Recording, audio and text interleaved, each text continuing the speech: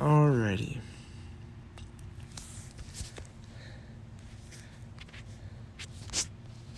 So understanding educational law.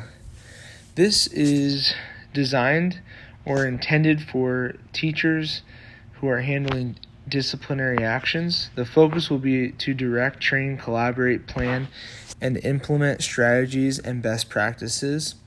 A secondary focus will be on new teachers. This will ensure they understand the process of discipline, student intervention, and appropriate supports.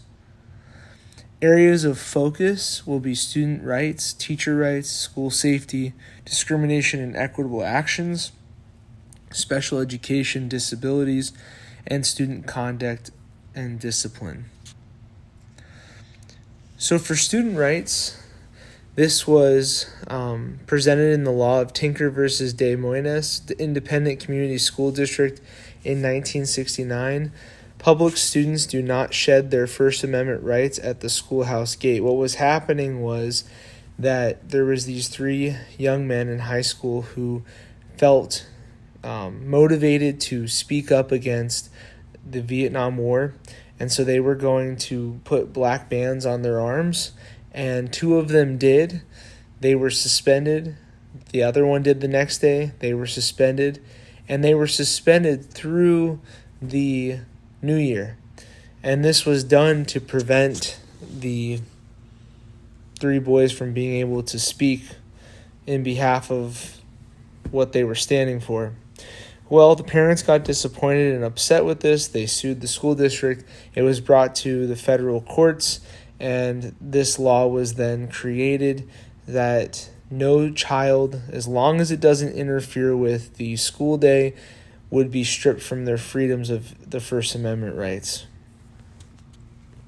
Teacher rights, the 14th Amendment. Nor shall any state deprive any person of life, liberty, or property without due process of law, nor deny to any persons within its jurisdiction the equal protection of the laws. So rights for teachers. At one point in time, some teachers were not given the platform to speak on behalf of what they believed in, or they were discriminated against based on who they were, socioeconomic background, ethnicity, race, gender. All of those things played into rights within the classroom. Well, this law not only allowed for the freedom of African Americans, but it also gave liberties to teachers and workers around the country to be able to stand up for what they believe in, to be able to speak on different topics and points, and not be held to a particular expectation just because of one person's views. This is a overview of law for teachers and staff in a school. Next, we have school safety. This is the Title VI of the Civil Rights Act of 1964. Some of us know the 1964 Civil Rights Act as desegregation and then putting black and whites within one school, but it goes a little bit deeper than that. Title VI states that no person in the United States shall, on the ground of race, color, or national origin, be excluded from participation in, be denied the benefit of, or be subjected to discrimination under any program or activity receiving federal financial assistance. Now, federal financial assistance, schools fall under this, public schools do. What this means is that our school safety is under that umbrella of what is right. Prior to this law, racism or discrimination was all the way up into the office. So if a principal or a leadership team had any ounce of that, then certain individuals within that school would be subject to that belief system. What this allows for is that the law holds leadership teams accountable for what's right. And if they don't live up to the standards that's provided by the federal systems for education or state-based systems, then they would be held accountable, probably lose their job, if they broke any sort of area within those rights that are given to teachers, or those freedoms. So like the second picture here, where there's all different types of people, sizes, heights, backgrounds, they all have the same opportunity to learn and to grow. Now, when you're going into discipline, we'll dig a little bit deeper, but this also allows for interventions and disciplines to be holistic and not, some get this, some get something else. Everybody gets the same punishments based on what is written in law. And in turn, this benefits the school because the school then can accurately assess and implement disciplines, interventions, accommodations, modifications, etc. Speaking of discrimination and equitable actions, the Section 504 of the Rehabilitation Act of 1973, this overview is discrimination on the basis of disability is prohibited. If I'm in a wheelchair, or I hurt my leg, or I'm pregnant, or I am someone who loses hearing, or I have to go through a series of months to recover from cancer, what this does is it allows for protection of your position at a school.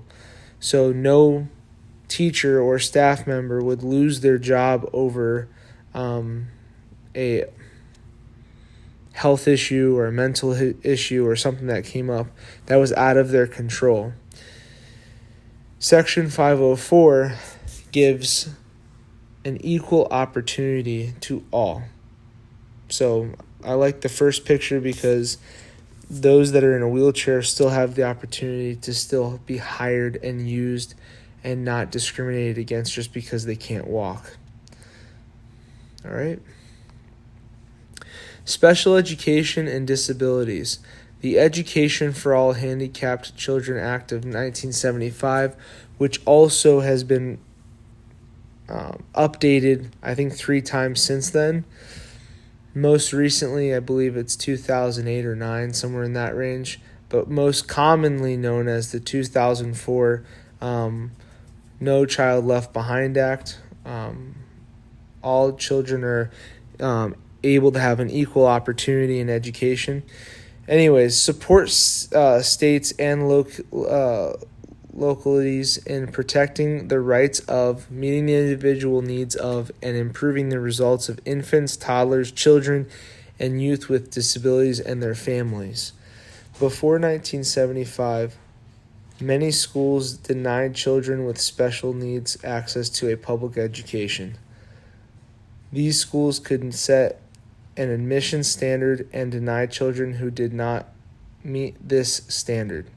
This included physical impairments, cognitive delays, deaf, blind, and emotional disabilities. Children with special needs who were enrolled in the public school were often segregated from the general population.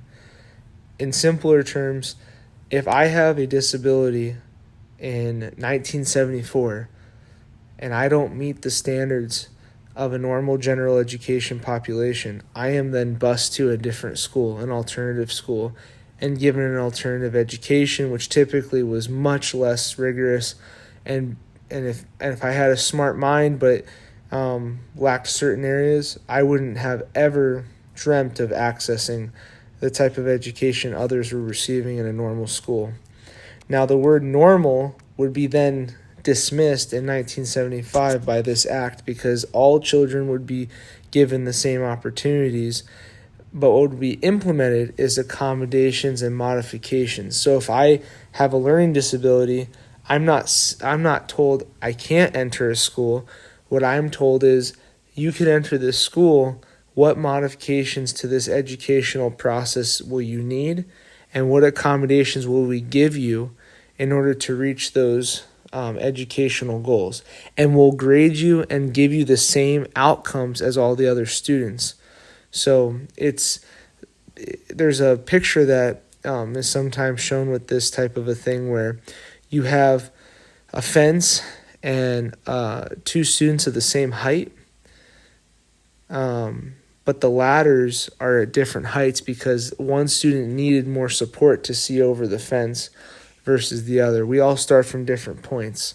So I think that's a good representation that sometimes we need extra supports to still be able to get over the fence. Student conduct and discipline. The 1006.9 duties of school principal relating to student discipline and school safety. Each school principal shall fully support the authority of his or her teachers and school bus drivers to remove disobedient, disrespectful, violent, abusive, uncontrollable, or disruptive students from the classroom and the school bus, and, when appropriate and available, place such students in an alternative educational setting. So in order to understand discipline and intervention, you have to understand behavior. And with students who are showing signs of poor behavior, that stems from something. It doesn't come from nowhere. So the best process is to first identify the cause and then understand what the steps are to get to where you can intervene, and then create a plan that's individualized to that particular behavior, where the student then can be given those supports and hopefully mainstreamed back into school. If that doesn't work and the student continues to be making bad choices, have issues with behavior, continue to do these horrible or really bad decisions, then the next step would be to look at what interventions have not worked and then what placements would be best fit for that student. So some students need a quiet, individualized plan where they're by themselves during the day. Other students need to be removed and put in alternative education. All of these factors matter when you look at students with behaviors. So in essence, you need to evaluate individualized plans and then move forward. All in all, references to these plans are all based on laws that have been developed since the 1940s. And after that, they've even been updated multiple times. So these things are used to guide teachers and students and make better schools.